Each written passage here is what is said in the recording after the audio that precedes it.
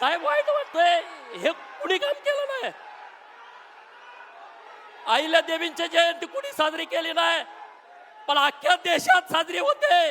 उत्तर प्रदेश मध्ये साजरी होते, मध्य प्रदेश मध्ये साजरी होते, केरळामध्ये साजरी होते, अरे पश्चिम बंगालात साजरी होते. एकमेव महापुरुष अहिल्या देवींची जयंती अखंड देशामध्ये साजरी होते. मित्रांनो, आम्ही तुमच्या कायम ऋणात राहू. अहिल्या देवींना तुम्ही इतका सन्मान दिला, कारण अहिल्या देवींनी काम सुद्धा या देशासाठी केलं होतं, कुठल्या जातीसाठी केलं नव्हतं. अखंड हिंदुस्थानासाठी काम केलं होतं, अखंड हिंदुस्थानासाठी. परंतु इतिहासकार जातीवादी निघाले. इतिहासकारांना लिहू वाटलं नाही.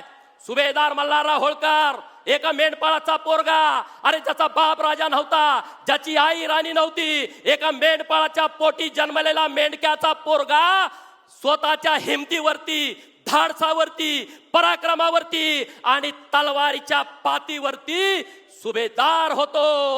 आणि महाराष्ट्र नव्हे, त्यांचं गाव सातारा जिल्ह्यात आहे होळमुरुम, त्यांचं मामाचं गाव आहे नंदुरबार जिल्ह्यामध्ये तळोजाला. पण मध्य भारतामध्ये जाऊन सगळ्यांची दानादान उडवून देतो.